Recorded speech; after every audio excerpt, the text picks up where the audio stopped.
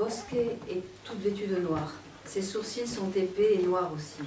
Ses yeux sont éteints, avec des poches à cause des nombreuses années sans sommeil ni repos. Elle parle avec la sagesse que lui donnent ses nuits d'insomnie, sans se lever, appuyée sur l'épaule de sa fille Marie. Sa voix est grave et donne à ses mots un ton calme et monotone, comme si elle sentait une énorme lassitude à exprimer ses pensées. Bosque, si vous partez, le contremaître nous fera travailler encore plus d'heures, nous, les femmes, pour fabriquer les balles avec lesquelles vous tuerez les hommes des ouvrières russes qui travaillent nuit et jour, sans répit, pour fabriquer les balles avec lesquelles leurs hommes vous tueront, vous. Elle fait une pause, soupire. Ils auront besoin de beaucoup de balles pour faire cette guerre. Anouchka, d'un ton sarcastique. Joli tableau. Vous, mourant sur le champ de bataille, nous, mortes de faim dans nos baraques, travaillant plus et gagnant moins, parce que, ne vous y trompez pas, c'est la guerre, nous dira le patron. Vous devez vous sacrifier pour... Mordante, elle appuie la fin de sa phrase. Notre bien. Rire. Anouchka se dirige vers le centre de la pièce. Elle marche en se dandinant comme une grande dame. Anouchka, d'un ton larmoyant et mielleux. Très chères ouvrières, vous devez travailler dur pour préserver nos maisons. Elle porte ses mains à sa poitrine en faisant un geste de possession qui indique que ce sont bien les maisons des bourgeoises qu'elles doivent préserver. Eh bien quoi? Vous devez travailler davantage et sans paye? Ingrate, rapprochez-vous des machines. Elle mime de façon exagérée un geste de piété, les mains jointes. Nous prierons pour vous. Eh bien quoi? Il n'y a plus de pommes de terre? Remplissez vos panses d'eau, chienne. Nous, qui sommes plus fragiles et plus délicates que vous, nous prendrons du caviar et du champagne. Elle tend le bras en faisant mine d'attendre un baise-main. Éclat de rire, sifflet.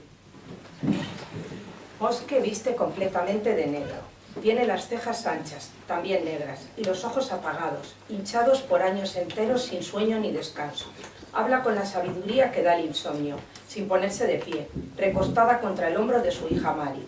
Tiene la voz grave y da a sus palabras un tono pausado y monótono, como si sintiera una enorme pereza al expresar sus pensamientos. Bosque, si os vais, el capataz nos hará trabajar a las mujeres todavía más horas para fabricar las balas con las que mataréis a los hombres de las obreras rusas que trabajan día y noche, sin descanso, para fabricar las balas con las que sus hombres os matarán a vosotros. Hace una pausa, suspira. Necesitarán muchas balas para esta guerra. Anoushka, con tono sarcástico. Bonito panorama. Vosotros muriendo en el campo de batalla, nosotras muertas de hambre en el barracón, con más trabajo y menos jornal, porque no os engañéis. Hay guerra, dirá el patrón. Debéis sacrificaros por... Mordaz, remarca al final de la frase. ¿Nuestro bien? Risas. Anoushka se dirige hacia el centro del cuarto. Camina contoneándose como una gran dama. Anoushka, con tono llorón y meloso. Queridísimas obreras, tenéis que arrimar el hombro para salvar nuestras casas. Se lleva las manos al pecho en un gesto posesivo que indica que son solo las casas de las burguesas las que tienen que salvar. Que hay que trabajar más y sin paga. Ingratas, amarraos a las máquinas. Junta las manos en un exagerado gesto de piedad. Rezaremos por vosotras. Que ya no hay patatas, llenaos la barriga de agua, perras. Nosotras, más frágiles y delicadas que vosotras, las sustituiremos por caviar y champán. Extiende la mano para que se la besen. Carcajadas, silbidos. Alors, il y a deux types de barbarie qui donc vont être décrites tout au long du roman. Celles qui émanent des hostilités géopolitiques, qui hiérarchisent donc des lieux de droit à la vie et de droit à la non-vie, à la mort.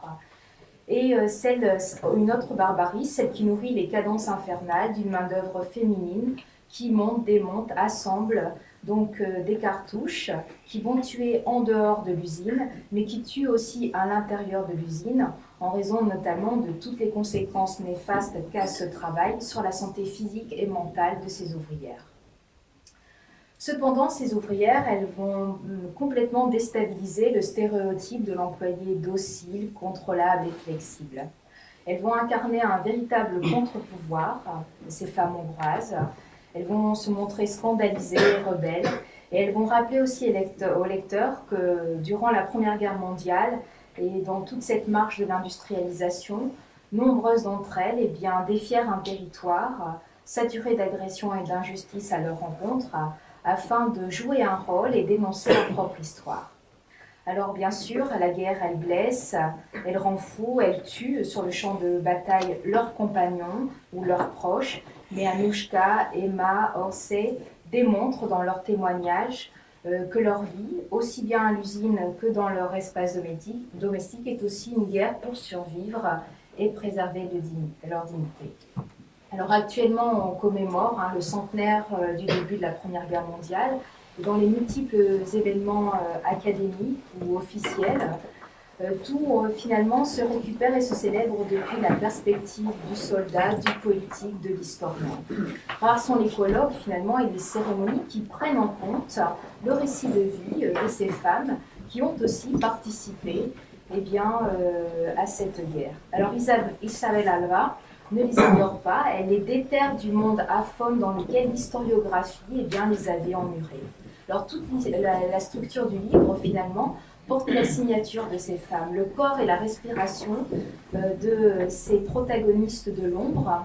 Et tout ça, ça se note notamment dans l'architecture narrative du roman, puisqu'il applique la dynamique des tâches effectuées par ces ouvrières dans l'usine, c'est-à-dire monter, démonter, emboîter les balles. En effet, le roman possède une architecture dans laquelle s'imbrique, à la manière de poupée russe, une histoire qui produit et engendre une autre histoire, et ainsi de suite.